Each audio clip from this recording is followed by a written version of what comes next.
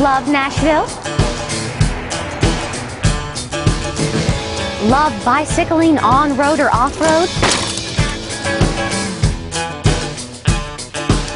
It's physical exercise, a gas-saving way to go green, and a wind-in-your-face, up-close and personal way to see Music City, all wrapped up in a two-wheeled package.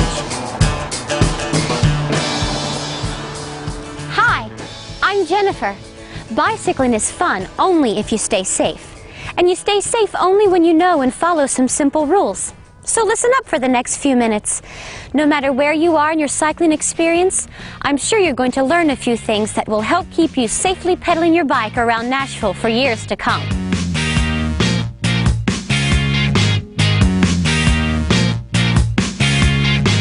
As Nashville grows, it just makes sense that the number of bikers increases every day. There are dozens of miles of on-road bikeways, greenway trails, and paths. Okay, let's start with the basics. Whether you have a street bike or an off-road bike, the first thing you want to do is make sure your bike fits. While standing or straddling the bike, your feet should be flat on the ground.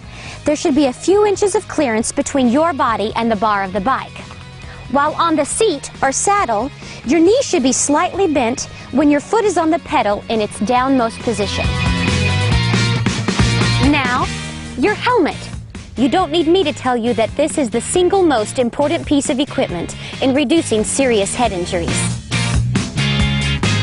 But it can't do its job if it doesn't fit. For one thing, your helmet needs to sit level on your head, not tilted back. There should be a space of 2 fingers between your eyebrows and the helmet. The chin strap needs to fit around your ears and be just loose enough under your chin to allow 2 fingers to slide through. For children, wearing a bike safety helmet is not just a good idea, it's the law, whether on-road or off-road. And for the rest of us, it's the smartest, safest thing we can wear. You may not think you look very cool in a helmet, but the way you'll look if you're in an accident without one isn't going to look very cool either.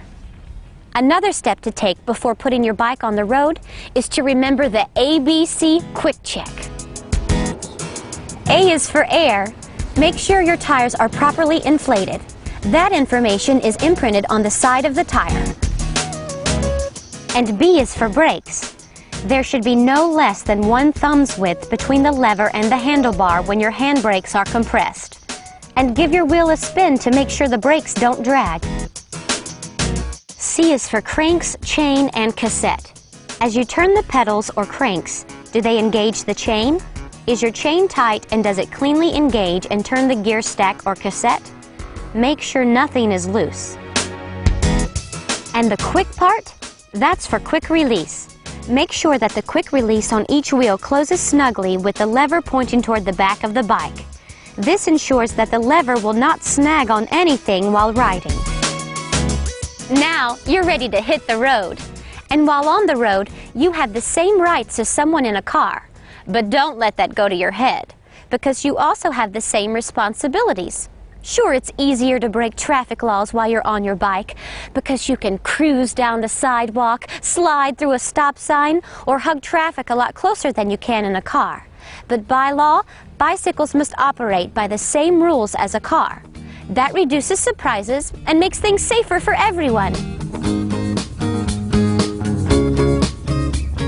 First rule of the road: since bikes belong on the road and not the sidewalk, ride with traffic flow, not against it. A lot of bike and car collisions happen because the cyclist was going the wrong way. And when you're in traffic without a bike lane, look around all the time. You never know what might come up behind you, or in front of you, or off to one side. And here's an accident waiting to happen. Putting on headphones and rocking out while you bike is a bad idea. You need to use your ears as well as your eyes. As it gets dark, you get harder to see, and many drivers aren't looking for bikes. The law requires you to have a white headlamp and a rear red reflector. But also having a red rear lamp is a big plus. That's why it's a great idea to wear bright clothing or even an orange safety vest. It's all about staying seen and noticed. You're a lot smaller and lighter than a car or truck, so you have to stay visible, because if there's a collision between a bike and a car, you'll lose, guaranteed. Staying safe on your bike in Nashville traffic has a lot to do with letting drivers know what you're about to do. And that means hand signals. These are critical and even life-saving. Left, right, or if you have to change lanes or go around something in the street, point in the direction you plan to steer your bike. But do not make the mistake of forgetting to look back for possible oncoming traffic.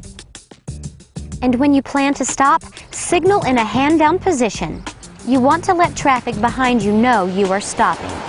Many of our Nashville streets have bike lanes meant for you, me, and our bikes. But even in a bike lane, you have to be alert, be aware, and be careful.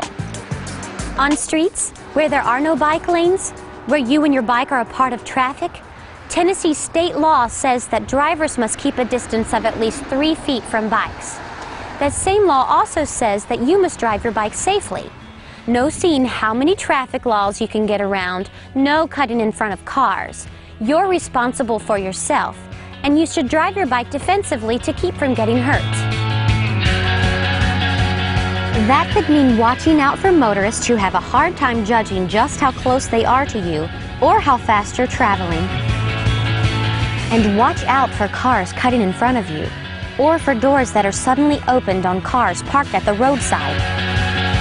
Nashville has some great public greenways. These are open not only to bikers, but to walkers as well. That means the right-of-way is shared. Just be aware that someone on foot may be around the next turn or over the next rise. If you pass a walker, let him or her know as you approach. Passing on the left. And since this isn't the Tour de France, slow it down on the greenway, okay?